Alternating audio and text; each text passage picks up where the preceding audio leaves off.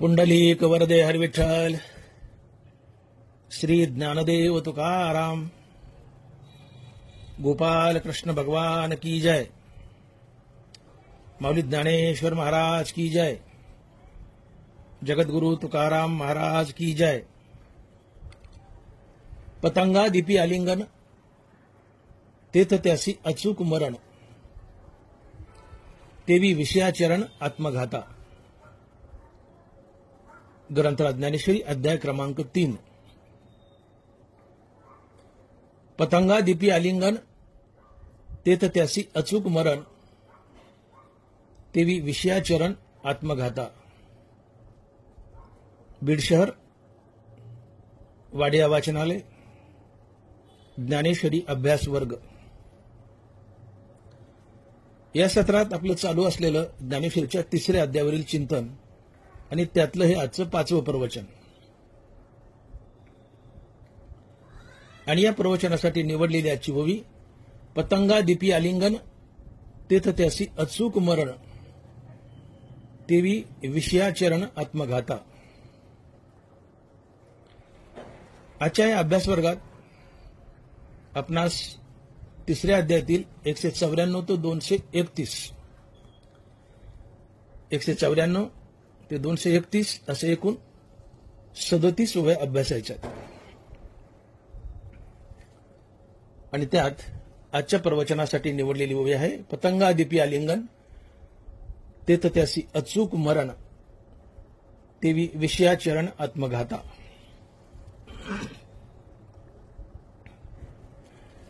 भगवंतांनी अर्जुनास सांगितले की अर्जुना, कर्मयोगी कर्माचं फळ टाकतो, परंतु त्या बदल्यात अनेक फळं मिळवतो. कोणती बरं ही फळं? तर नंबर 1, कर्मयोगाने कर्मयोग्यास देव भेटतो.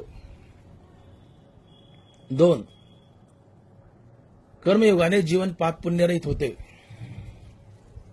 3, कर्मयोगाने मनुष्याचा अहंकार जातो. 4, कर्मयोगाने विवेक वैराग्य लाभते, चित्तशुद्धी होते, आत्मज्ञान मिळते, मोक्ष मिळतो. 5, कर्मयोगाने स्वर्गीय देवतांची पूजा घडते, त्यातून पर्जन्य, योगक्षेम व श्रीमंती लाभते. 6, कर्मयोगाने कर्मयोगी समाजासाठी आदर्श बनतो व समाजात धर्म नांदतो. 7, कर्मयोगाने समाज सुखी होतो. 8, कर्मयोगाने समाजातून दंभ निघून जातो. 9, कर्मयोगाने शरीर व बुद्धी सतेज राहते. एवढी सारी फळं कर्मयोगाने कर्मयोग्यास मिळतात. म्हणून भगवान श्रीकृष्ण अर्जुनास सांगतात की तू कर्मयोगी बन. पर्यायाने भगवान आम्हासच सांगतायत की तुम्ही कर्मयोगी बना. परंतु बरेचसे लोक भगवान श्रीकृष्णाचे हे मत अवेरून भगवान श्रीकृष्णाचीच अवज्ञा व निंदा करतात. आणि म्हणूनच ज्ञानोबा लिहितात, ना तरी प्रकृती मंतू होऊनी, इंद्रिया लळा देऊनी, जे हे माझे मत अवेरुनी ओसंडती. जे सामान्यत्व लेखिती, अवज्ञा करून देखिती, काह अर्थवादू म्हणती वाचाळपणे. म्हणून तेन मानिती आणि निंदाही करू लागती, सांगे पतंग काय सहाती प्रकाशाते. भगवान म्हणतायत की तुम्ही कर्मयोगी बना. परंतु काही लोक भगवंताचे हे म्हणणे न ऐकता विषयात सरतात व इंद्रियांची लळे पुरवतात. परिणाम काय होतो? भगवंत उदाहरण देत आहेत. पतंग नावाचा किडा दिव्याला आलिंगन देतो, तिथे त्यास अचूकरित्या मरण येतेच. तसे जो मनुष्य विषयाला आलिंगन देतो त्यासही अचूकरित्या आत्मघाताचे मरण येते. अर्थात विषय बघणारा प्रत्येक मनुष्य नरकालाच जातो. म्हणून ज्ञानोबा लिहित आहेत, पतंगा दिपी आलिंगन तेथ त्यासी अचूक मरण, तेवी विषयाचरण आत्मघाता. पतंगा दिपी आलिंगन तेथ त्यासी अचूक मरण, तेवी विषयाचरण आत्मघाता. जो मनुष्य ज्ञानेंद्रियाचे विषय भोगतो त्याचा आत्मघात होतो. अर्थात तो मोक्षापासून वंचित राहतो. विषय भोगणारा प्रत्येक मनुष्य नरकालाच जातो. ज्ञानोबा याची साक्ष देत आहेत. माऊली लिहित आहेत, विषयाचे ध्यान विपाय वाहे मन, तर एसने पतन गिवंसित पावे. विषयाचं ध्यान केलं, विषय भोगले की विषय भोगणारा मनुष्य नरकालाच जातो. त्याचं पतनच होतं, तरी एसने पतन गिवंसित ये. इथे क्लायमॅक्स बघा. विषय भोगल्यावर तर तुम्ही नरकाला जालच, परंतु नुसतं विषयाचं ध्यान जरी केलं तरी तुम्ही नरकाला जाल. काय लिहितात माऊली बघा, विषयाचे ध्यान विपाय वाहे मन, तरी एसने पतन गिवंसित पावे. विषय भोगल्या तर मनुष्य नरकाला जातोच, परंतु नुसतं विषयाचं ध्यान जरी केलं तरी सुद्धा मनुष्य नरकाला जातो. का? तर विषयाचं ध्यान केलं तर विषयाचं चिंतन घडतं मनात, विषय भोगाविषयी मनुष्य विषय भोगतो आणि आपलं पतन करून घेतो.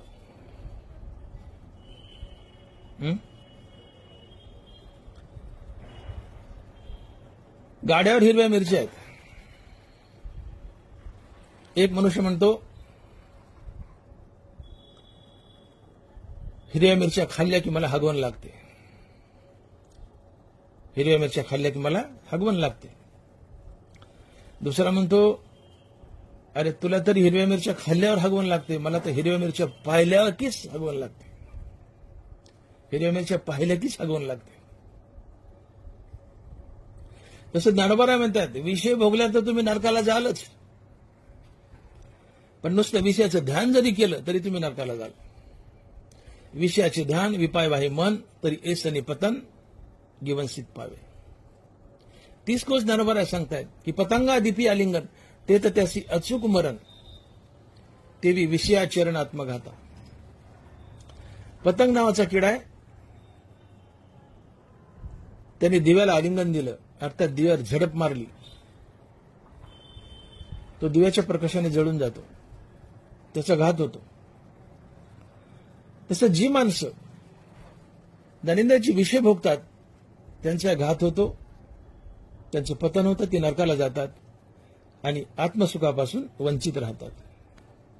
आणि म्हणून ज्ञानोबा लिहित आहेत की पतंगा दिपी आलिंगन ते तर त्यासी अचूक मरण, तेवी विषयाचरण आत्मघाता.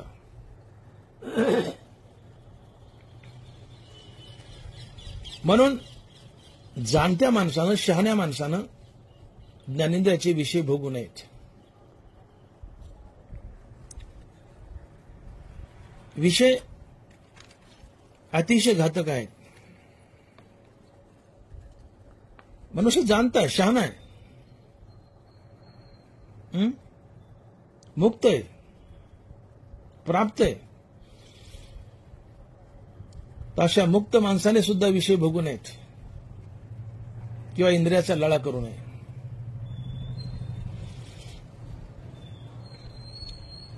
म्हणून ज्ञानोबा म्हणताय की जाणत्या अर्थात शहाण्या मनुष्याने ज्ञानेंद्रियाचे विषय भोगू नयेत. का? तर ज्ञानेंद्रियाचे विषय भोगले तर ते तुम्हाला संसारात बांधतात, तुमचं पतन करतात, तुम्हाला नरकाला नेतात.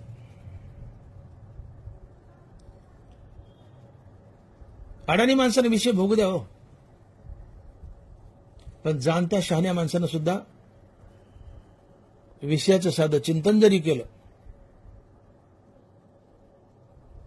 तर त्याच्या नशीब हा संसारपणा ठेवलेला असतो. मनुष्य मोक्षाला गेलाय, प्राप्त पुरुष आहे, मोक्षाला गेलाय, परंतु त्यांनी सुद्धा चुकू नये, इंद्रियाचा लळा करू नये.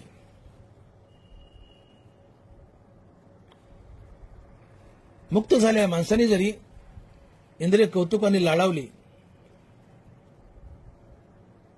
तरी तो परत संसारात खेचला जातो, संसार दुःखात बांधला जातो. ज्ञानोबा लिहितात, म्हणून प्राप्तेही पुरुके, इंद्रिय लाळिली जरी कौतुके, तरी आक्रमेला देख दुःखे संसारिके.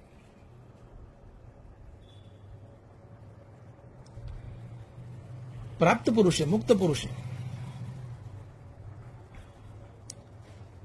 त्यांनी कौतुकाने जर इंद्रियाचे लढे पुरवले, विषयाचे चिंतन केलं, विषयाचं ध्यान केलं, तर त्याला विषय भोगावशे वाटतात, तो विषय भोगतो आणि पुन्हा संसार बंधनात बांधला जातो. प्राप्त या शब्दाचा अर्थ होतो मुक्त पुरुष. प्राप्तेही पुरुषे, इंद्रिय लाळलेली जरी कौतुके, तरी अक्रमेला देख दुःखे संसारिके. साध्या माणसं सोडव, मुक्त मनुष्य आहे, प्राप्त पुरुष आहे, थोडी संधी दिली इंद्रियांना, त्यांचे लढे पुरवले, विषयाचं चिंतन केलं, ध्यान केलं, मनन केलं, विषय भोगाशे वाटतात, मनुष्य विषय भोगतो, पुन्हा संसारात बद्ध होतो. आणि म्हणून ज्ञानोबा लिहितायत, म्हणून इंद्रिय एके जाणतेनी पुरुखे, लाळाविना कौतुके आदी करू नये. शहाण्या माणसानं इंद्रियाचा लळा करू नये, इंद्रियाचा लाड करू नये, इंद्रियाचा निग्रह करावा, इंद्रियांना ताब्यात ठेवावं. ज्ञानोबा फार सुंदर उदाहरण देत आहेत तिथं. माऊली म्हणतायत, सांगा बरं तुम्हाला सापासोबत खेळता येईल का? हा गा सर्पेशी खेळ येईल की व्याघ्र संसर्ग सिद्धी जाईल? सांगे हळाहळ जिरेल शिविल्या काही? ज्ञानोबा म्हणते, सांगा बरं, तुम्ही सापासोबत खेळायला लागलात, खेळता येईल?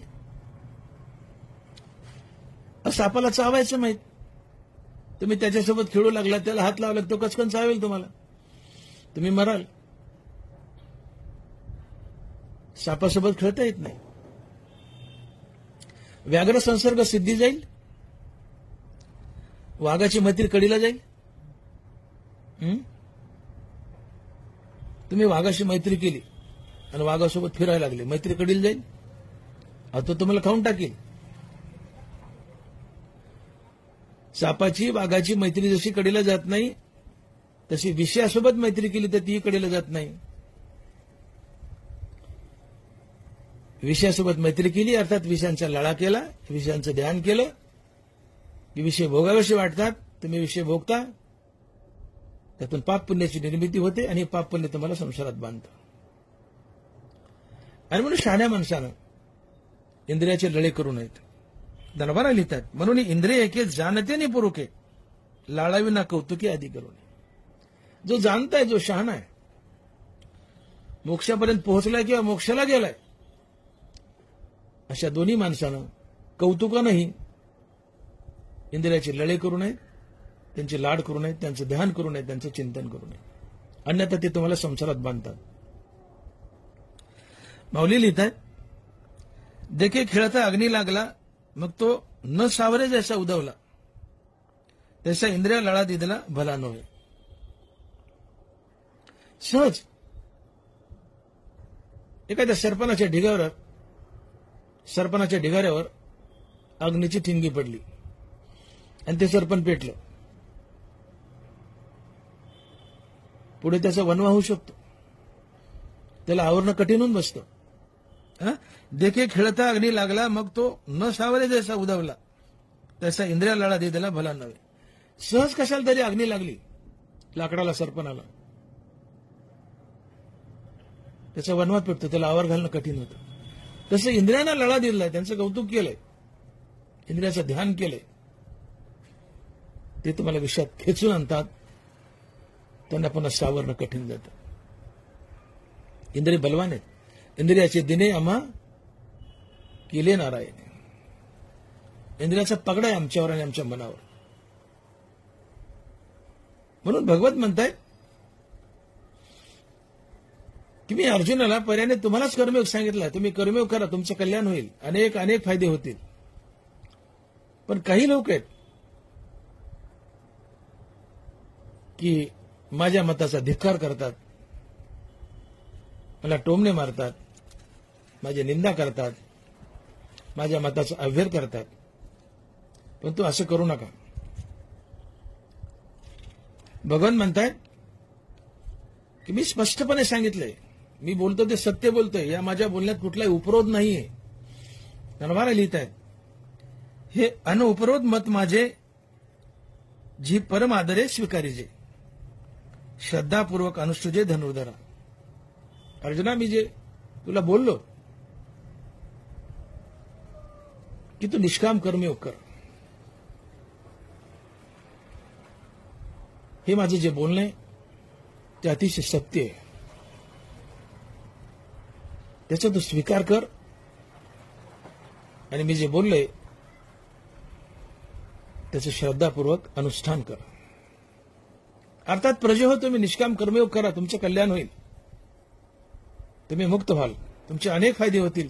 भगवंत असा संदेश देत आहेत या 3ऱ्या अध्यायात. परंतु बरेचसे लोक भगवंताच्या संदेशाचा अव्यर करतात, भगवंताची निंदा करतात.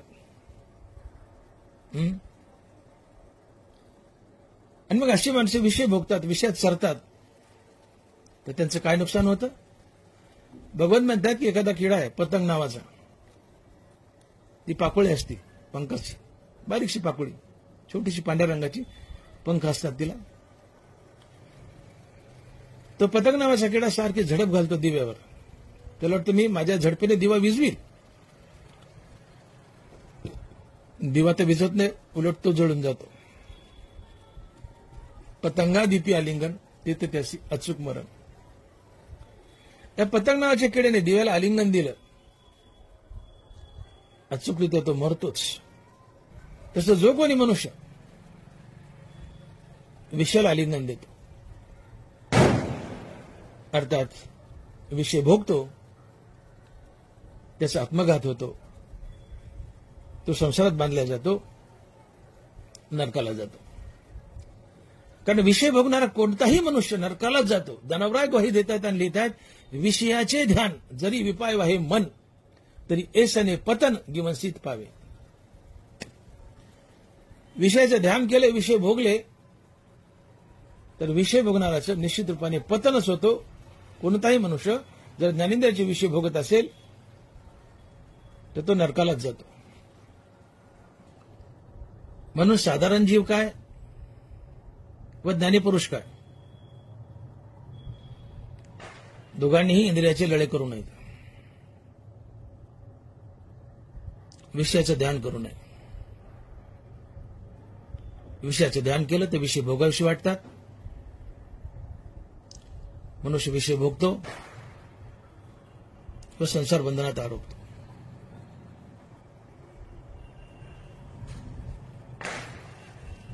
ही इंद्रिय मोठी गमतीची आहेत. ही इंद्रिय तुम्हाला विषय भोगायला लावतात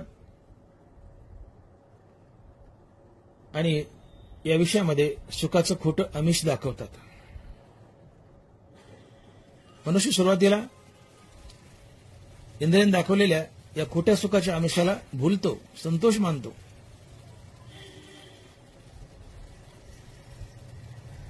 पण इंद्रियाने दाखवलेलं हे खोटं सुख शेवटी तुमचा घात करतं. नानाबाई फार गोड उदाहरण देत आहेत. माऊली म्हणतायत, मासा दवनारूपी खोट्या आमिषाला भुलतो.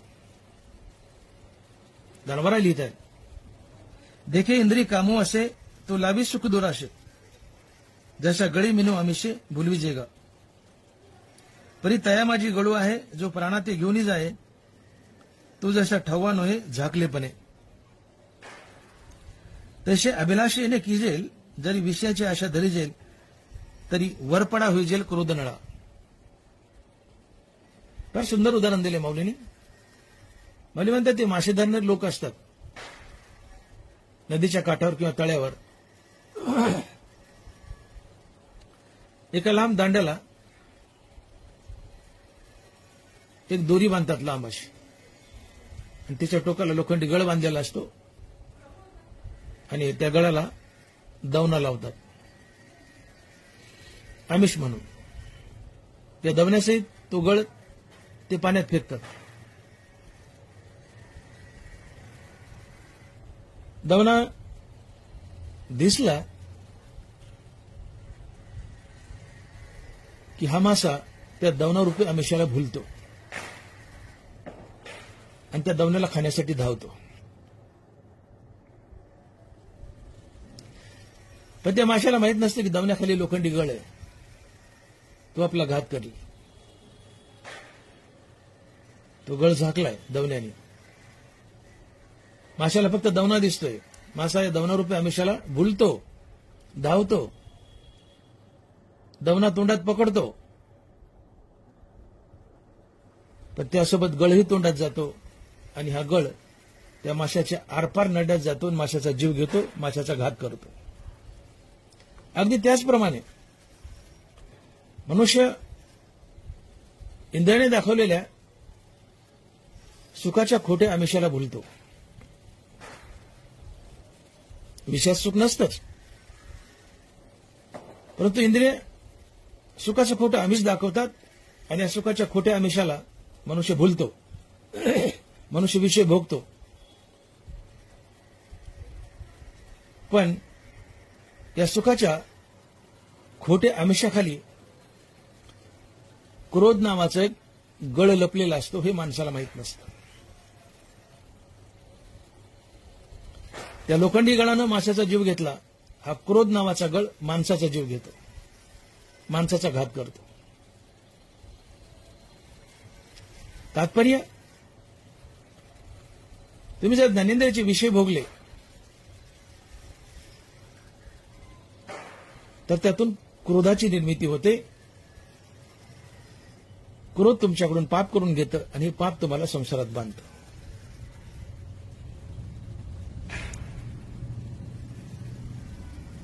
एकूण 5 ज्ञानेंद्रिय आहेत: कान, नाक, डोळा, जीभ आणि त्वचा. प्रत्येक ज्ञानेंद्रियाचा आपापला एक स्वतंत्र विषय. उदाहरण म्हणून कान सांगतो. कान ज्ञानेंद्रिय. शब्द हा कानाचा विषय. शब्द 2 प्रकारचे, एक स्तुतीपर आणि एक निंदापर. देखे शब्दाची व्याप्ती निंदा आणि स्तुती, तिथं द्वेषाद्वेष उपजती श्रवणाद्वारे. कान ज्ञानेंद्रिय. शब्द कानाचा विषय. शब्द 2 प्रकारचे, एक स्तुतीपर एक निंदापर. स्तुतीपर शब्द कानाच्या आवडीचा विषय, निंदापर शब्द कानाच्या नावडीचा विषय. तुमची कोणी स्तुती केली, भरभरून स्तुती केली, तुम्हाला नावाजलंय. ज्याने कोणी तुमची स्तुती केली, त्या स्तुती करणाऱ्या माणसाबद्दल तुमच्या मनात राग अर्थात प्रीती, प्रेम निर्माण होतं, आणि या प्रेमातून तुम्ही त्या माणसासोबत सद्वर्तन करता, आणि सद्वर्तनातून पुण्याचा जन्म होतो.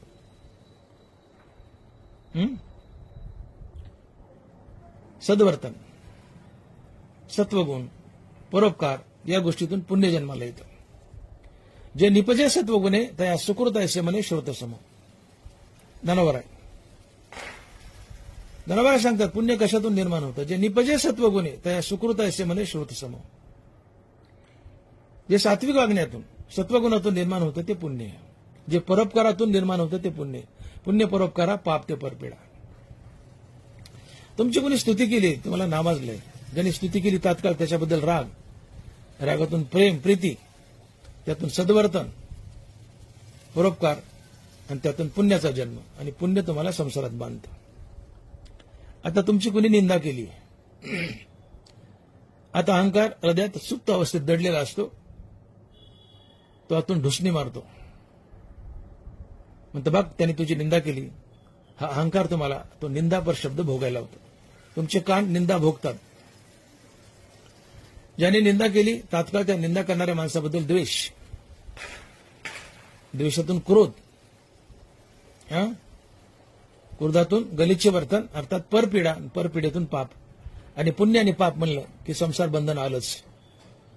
आगा कर्मे जे वरावे तैतीही सुखदुःखी फळावे आणि तया ते भोगावया यावे देहाय का. भगवंतही सांगतात की ध्यायतो विषयान पुसा संगस्तेषु जायते संगात संजयाते कामा कामात क्रोधो जायते क्रोधात भवती समोहा समोहात स्मृतिविभ्रम स्मृतिभंशात बुद्धिनाशो बुद्धिनाशात प्राणश्यती.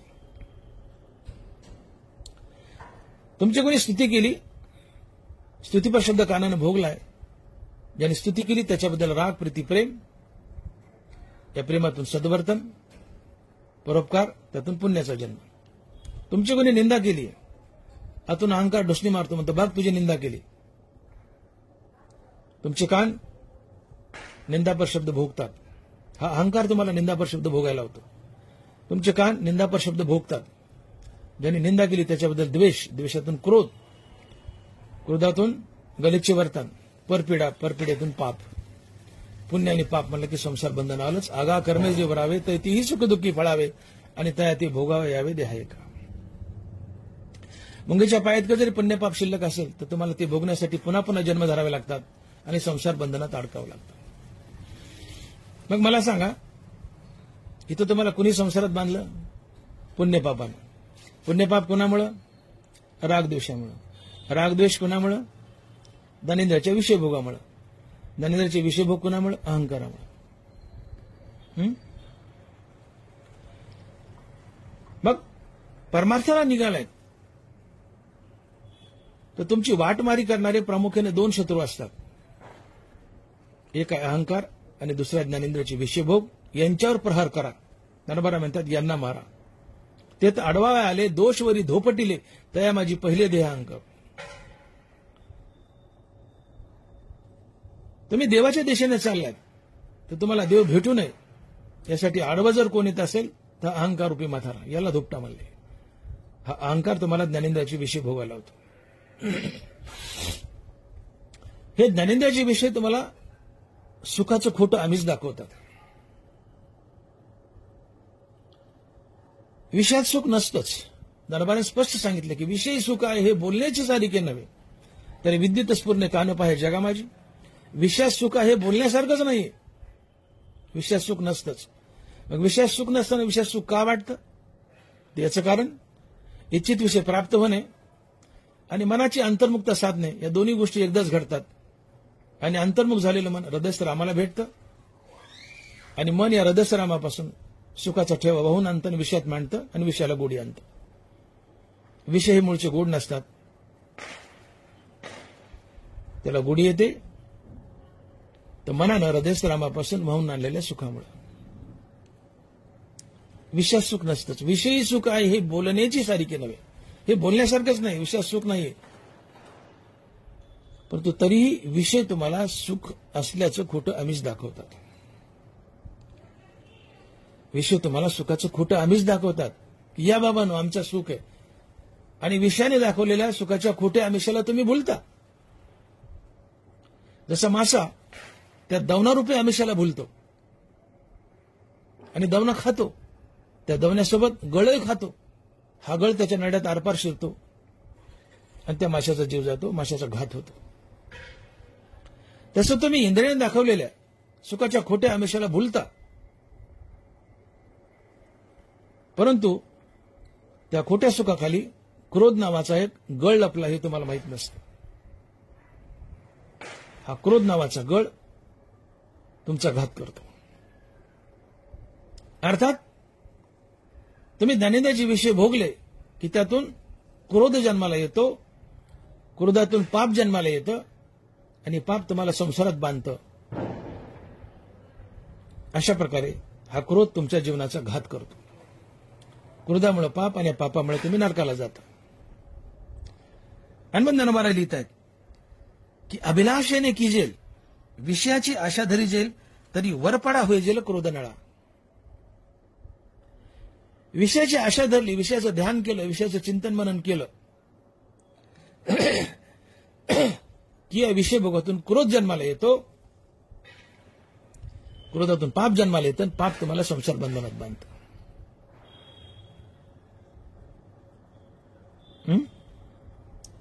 आणि म्हणून काम क्रोध दोन्ही घातक आहेत, दोन्ही घातक आहेत. म्हणूनच भगवंत अर्जुनाला म्हणतायत, नरमारा लिहितायत, येत तैसीची परी आहे म्हणून संगो हा तुझ नव्हे, पार्था दोन्ही काम क्रोध हे घातको जाणे. अर्जुना, हे काम क्रोध घातक आहेत. जसा पारधी हरणाला आमिष दाखवतो, हिरवा चारा टाकतो, हरण त्या हिरव्या चाऱ्याला भुलतं, या आमिषाला भुलतं, हिरव्या चाऱ्याच्या आमिषाला हरण भुलतं. पण यामागं त्या हरणाचा घात करायचा हे हरणाच्या लक्षात येत नाही. तो पारधी हरणाला पकडतो आणि कापतो. हिरव्या चाऱ्याचा आमिष हरणाचा घात करतो. तसं खोट्या सुखाचं आमिष, इंद्रिय खोटं सुख दाखवतात, या खोट्या सुखाचं आमिष माणसाचा घात करतं. का? तर इंद्रियाने खोटं सुख दाखवलंय. या खोट्या सुखाच्या आमिषाला मनुष्य भुलतो, विषय भोगतो. पण त्यात क्रोध नावाचा गळ लपलाय की जो मनुष्याचा घात करतो. अर्थात ननिंद्याचे विषय भोगले की त्यातून क्रोध जन्माला येतो. या क्रोधातून गलिच्छ वर्तन, परपीडा, त्यातून पापाचा जन्म, पाप तुम्हाला संसारात बांधतं. अन्नदानवारा लिहित आहेत की तैसे अभिलाष येणे की जेल, जरी विषयाची आशा धरी जेल तरी वरपडा होई जेल क्रोध नळा. इथं तैसीची पर्याय आहे म्हणून संगो हा तुझं नव्हे, पार्था दोन्ही काम क्रोध हे घातक जाण. काम क्रोध घातक आहे, तुला संसारात बांधतील. काम म्हणजे ज्ञानेंद्रियाच्या विषय भोगाची इच्छा, आणि कामातूनच क्रोध निर्माण होतो. क्रोधाला स्वतंत्र जन्म नाही, नेहमी क्रोध कामातून जन्म घेतो. आणि काम म्हणजे ज्ञानेंद्रियाच्या विषय भोगाची इच्छा. अर्थात ज्ञानेंद्रियाचे विषय भोगले, जसं मी कानाचं उदाहरण सांगितलं, ज्ञानेंद्रियाचे विषयाचे विषय भोगले म्हणजे काम. तुम्ही काम भोगलाय ना, कामातून क्रोध, क्रोधातून पाप, पापातून संसार बंधन, तुमचं पतन होतं. आणि म्हणून माऊली लिहितात की विषयाचे ध्यान जरी विपाव आहे मन, तरी एसनी पतंग गिमसित पावे. तीच गोष्ट आजच्या प्रस्तुत ज्ञानोबाला सांगतात की पतंगादिपी आलिंगन, ते तर त्याची अचूक मरण, तेवी विषयाचरण आत्मघाता. तो जो पतंग नावाचा किडा आहे, देवाला झडप मारतो पण स्वतः जळतो, त्याचा घात होतो.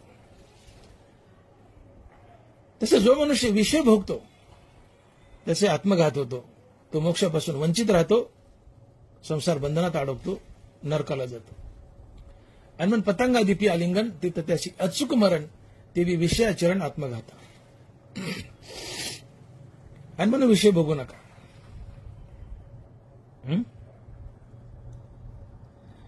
मनुष्याचा जन्म कशासाठी हे समजून घ्या.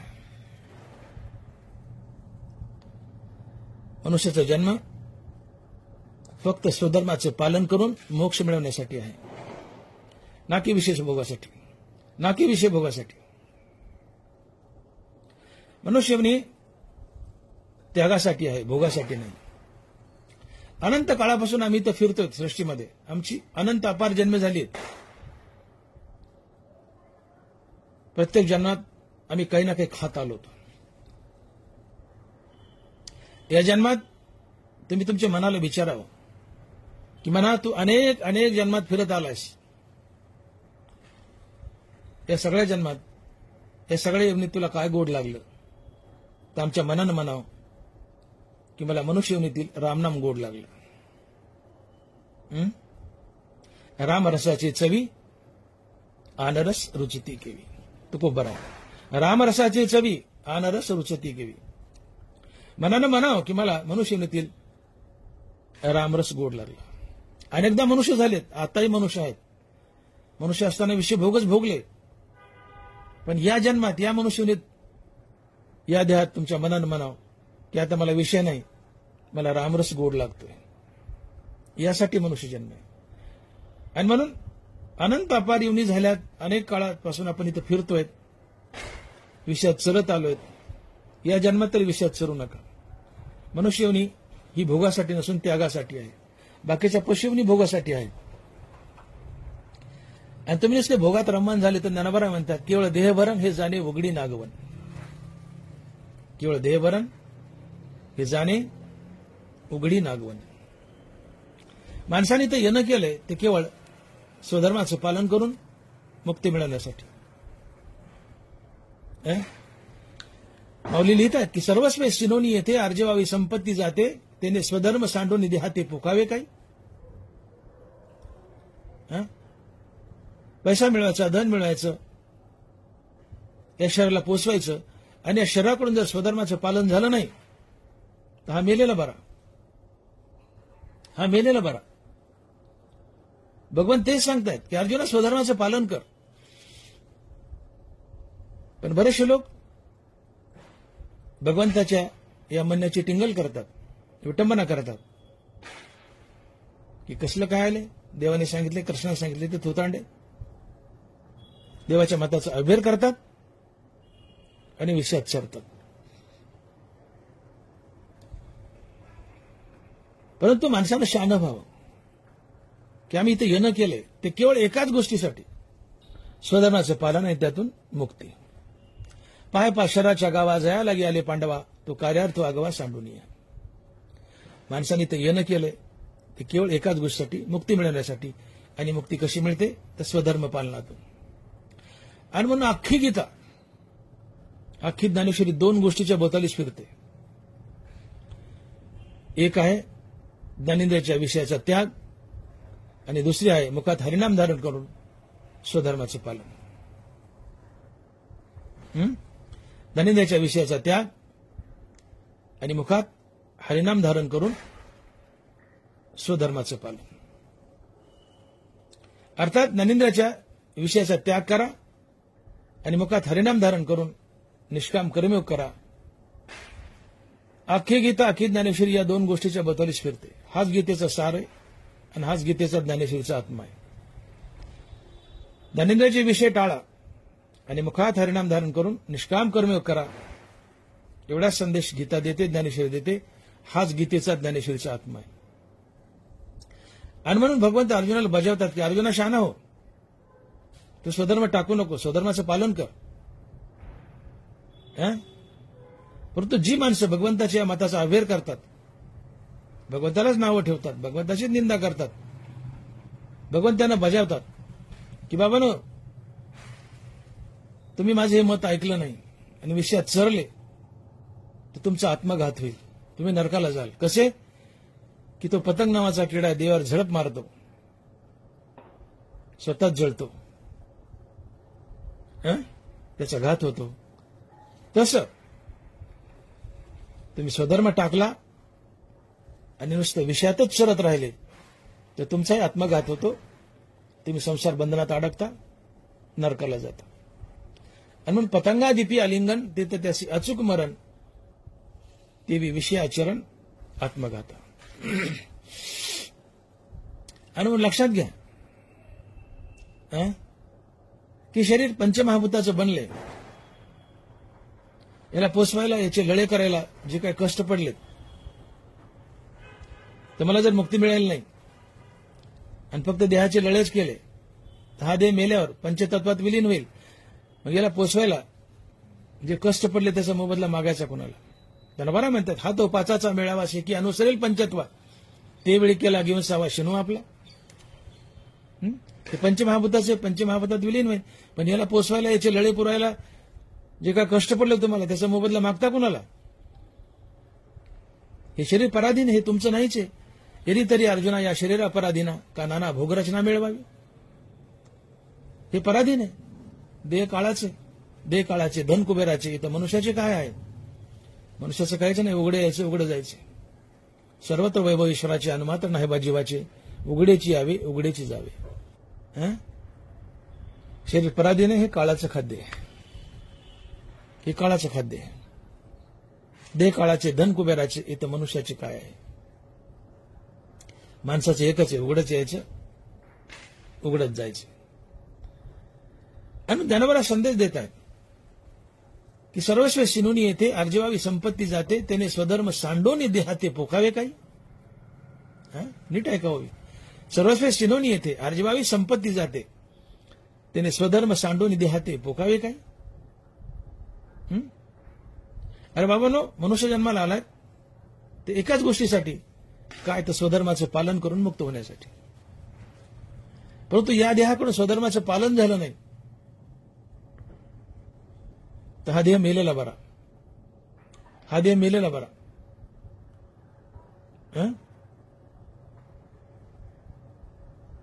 या देहाला तुम्ही पोसवलंय, खाऊपिऊ घातलंय, पण यांनी स्वधर्माचं पालन केलं नाही तर हा मेलेला बरा. याचा अर्थ स्पष्ट होतो की मनुष्याचा देह फक्त आणि फक्त स्वधर्म पालनासाठीच आहे आणि स्वधर्माचा कधी त्याग करायचा नाही. आणि म्हणून देव अर्जुनाला बजावतात की स्वधर्माची विसरलाशी तरावे जेणे. आणि जो स्वधर्म तारक आहे त्यालाच विसरलास. स्वधर्म एक आहे जो सर्वथा त्याज्य नव्हे, मग तरी जेल काय पाहिजे कृपाळूपणे. स्वधर्म कधीच टाकायचा नसतो, स्वधर्माची कास कधीच सोडायची नसते. स्वधर्माचं पालन करा, निष्काम भावनेने पालन करा, मुखात हरिनाम ठेवा, आपली कर्म देवाची पूजा म्हणून करा, तुम्ही मुक्त व्हाल.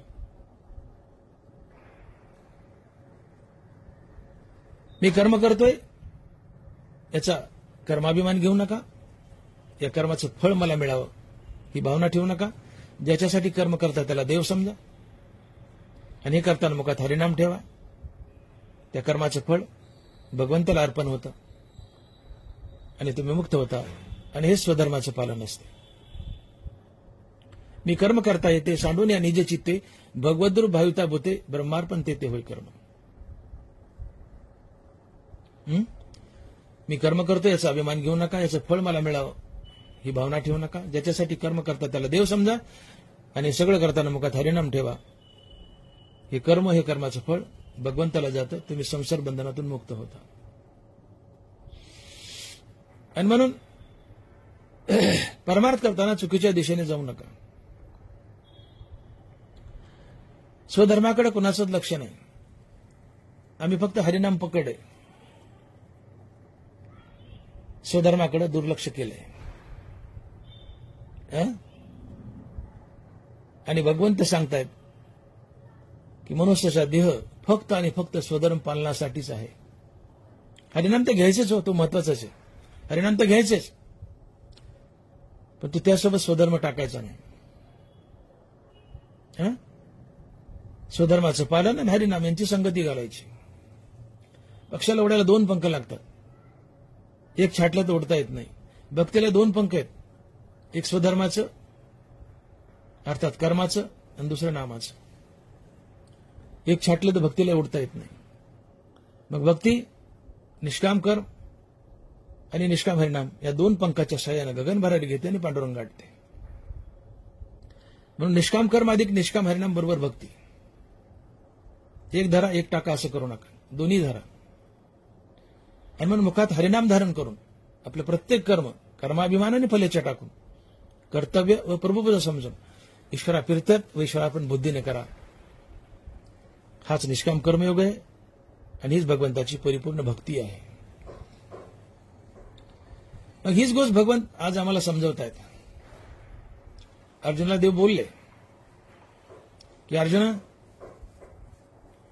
तू निष्काम कर्मयोगी बन आणि निष्काम कर्मयोगी बनून जगाला हिताचा मार्ग दाखव. निष्काम कर्मयोगानं तू मुक्त हो, संत बन. आणि संत बनल्यावरही, निष्काम कर्मयोगी बनल्यावरही तू कर्म टाकू नको. जगाच्या कल्याणासाठी, जगावर उपकार करण्यासाठी कर्म करत राहा. अनेक महात्मे निष्काम कर्माच्या मार्गानं मोक्षाला गेलेत. भगवंतानं जनकाचे उदाहरण दिले. राजा जनक यांनी निष्काम कर्मयोग केला, मोक्षाला गेले. तूही निष्काम कर्मयोग कर, मोक्षाला जाशील. आणि मोक्ष मिळाल्यावरही निष्काम कर्म टाकू नको, करत राहा. जगावर तुझा उपकार होईल. का तर लोक निष्काम कर्मयोगाचा फॉलोअप घेतात. निष्काम कर्मयोगी जसा वागतो तसंच जग वागतं. आणि म्हणून भगवंत अर्जुनाला संदेश देत आहेत की निष्काम कर्मयोगी बन, मोक्षाला जा. मोक्षाच्या आधी निष्काम कर्म कर, मोक्ष मिळाल्यावर निष्काम कर्म कर, कर्म टाकू नकोस. कारण लोक जसा निष्काम कर्मयोगी अर्थात संत वागतो, लोक तसंच त्याचं अनुकरण करतात आणि जगराटी सुरळीत चालते. लोक मोक्षाच्या मार्गाने जातात, सन्मार्गाने चालतात. पण कर्मयोगाला मोक्ष मिळाला आणि त्यांनी कर्म टाकली तर जग बरळतं, चुकीच्या मार्गाने जातं आणि जगाचं नुकसान होतं, अधपतन होतं. म्हणून मागच्या 4थ्या प्रवचनात भगवंताने अर्जुनाला बजावले. आपण बोललो त्यात इथे वडील जे जे करीती या प्रवचनात भगवंत अर्जुनाला बजावतात, तू कर्मयोगी बन. कर्मयोगी हा समाजासाठी आदर्श असतो. कर्मयोग जसा वागेल तसंच जग वागतं. परंतु काही लोक भगवंताच्या या मताचा अभेर करतात, निंदा करतात, भगवंतालाच नावे ठेवतात आणि काय खरे म्हणतात. आणि भगवंताच्या मताचा अभेर करून अनेक लोक विषयात सरतात, इंद्रियाचे लळे पुरवतात आणि शेवटी विषयभोगामुळे या लोकांचं पतन होतं. ते कसं पतन होतं तर नरवाडे सांगतायत की पतंग नावाचा किडा असतो. तो प्रयत्न करतो की मी दिवा विझवेल, झडप घालतो दिव्यावर, पण त्याच्या झडपेने दिवा तर विझत नाही, उलट तो जळून स्वतःचा घात करून घेतो. तसं जी माणसं स्वधर्माचं पालन करत नाहीत, निष्काम कर्मयोग करत नाहीत, भगवंताच्या मुखानं नाम घेत नाहीत आणि केवळ विषय भोगतात, त्यांचे आत्मघात होतो. अर्थात त्यांना मोक्ष दुरावतो, ते संसार बंधनात अडकतात, ते नरकाला जातात. आणि मग नरवारा लिहित आहेत की पतंगादिपी आलिंगन ते तर त्याशी अचूक मरण, ते बी विषयाचरण आत्मघाता. पुंडलिक वरदे हरी विठ्ठल. श्री ज्ञानदेव तुकाराम गोपाल कृष्ण भगवान की जय. मौली ज्ञानेश्वर महाराज की जय. जगद्गुरु तुकाराम महाराज की जय. विठ्ठल विठ्ठल विठ्ठल विठ्ठल विठ्ठल. आता विश्वात्मके देवे येणे वागेज्ञ तोषावे, तोषो निमज द्यावे पसाय दान हे. जे खळांची व्यंकटी सांडो, तया सत्कर्मी रती वाढो. भूता परस्परे पडो, मैत्रजीवांचे दुरितांचे तिमिर जावो. विश्वस्वधर्म सूर्य पाहो, जो जे वांछिल तो ते लाहो. प्राणीजात